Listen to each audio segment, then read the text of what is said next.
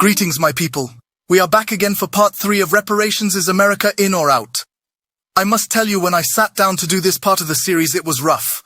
So I will give it to you raw, just how I received it in my spirit from the ancestors. Please like, comment, share, and subscribe to my channel, Thought Tangents.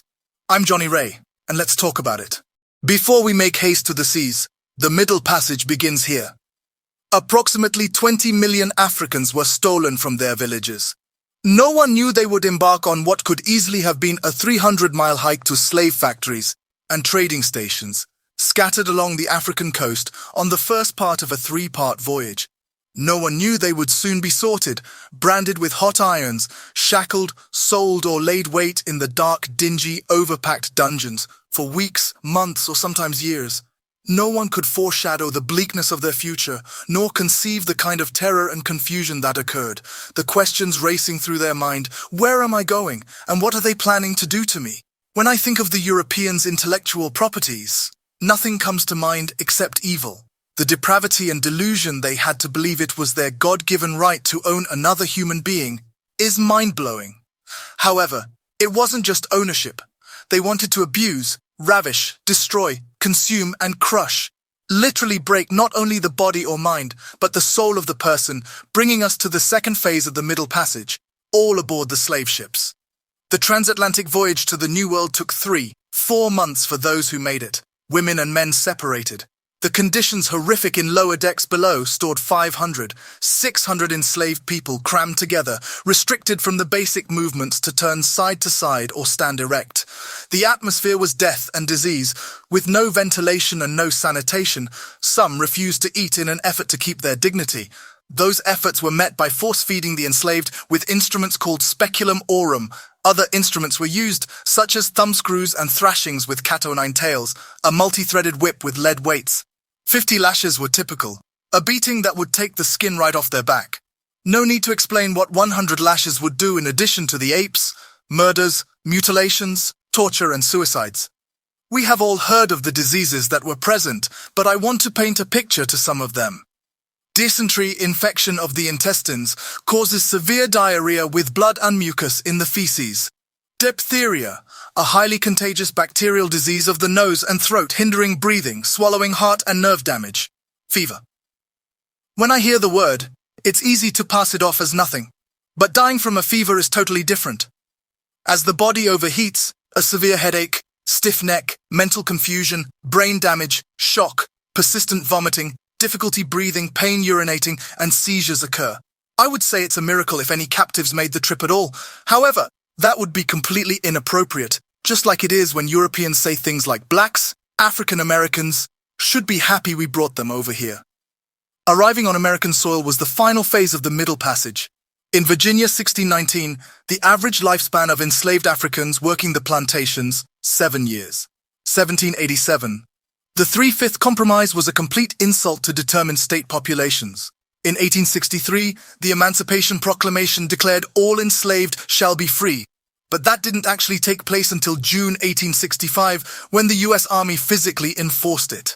At this point, things took a tricky turn under the cloak of lies and deception because although physically unchained, no doubt they were still in bondage. Africans, blacks were in shambles, scrambling with no education, no roots, no money, no resources, and I believe the most significant issue, how to exist alongside hostile whites, lynch mobs, with no police protection. Whites had the advantage, the head start, and the law on their side, but that wasn't enough. After the Civil War, laws like the Black Code, Jim Crow, and the Ku Klux Klan kept blacks disenfranchised under their thumb with no escape. Given the worst jobs, blacks couldn't own land, weapons, or vote. This lasted well into the 1900s. The Ku Klux Klan was formed in December 1865, just to give you perspective. The civil rights movement didn't even start until 1954 and ended in 1968. The Black Panther Party was founded in 1966 and dissolved by 1982, mainly due to the FBI labeling the party as a black nationalist hate group and the greatest threat to the internal security of the country. Do you know when the KKK ended? It didn't. In fact, in 1920, the Klan returned with a huge resurgence. Did the FBI label them a hate group or the greatest threat to the internal security of the country? They didn't. In fact, still, to this day, In 22 American states, there are 42 different clan groups. What is my point if you still don't get it? All US presidents owned slaves.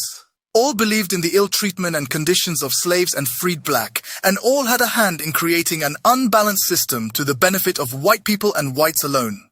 If you ever had any doubt, I'll leave you with this. In 1865, and I repeat, 1865 Order N-15 stated, freed slaves would get 40 acres and a mule, and had they, whites, done what they were supposed to do, we wouldn't be here right now fighting for something we should have got 158 years ago. Because the truth is, I don't care how many black millionaires there are, or how many ambiguous black people that speak against the cause.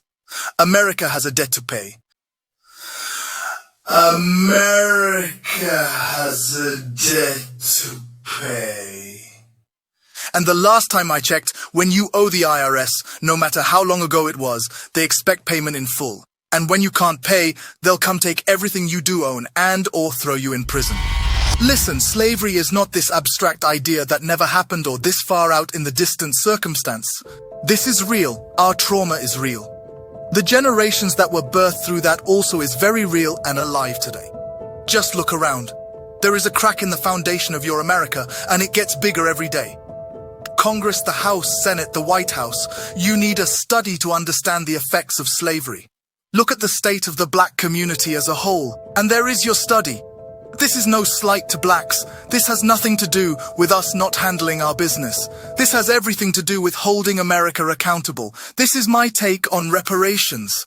If you're still confused about where I stand, I wholeheartedly support reparations. I will never forget what they did to my people, and the only thing I have for them is cut the check. I hope you've enjoyed the series. It was going to be longer, but I couldn't.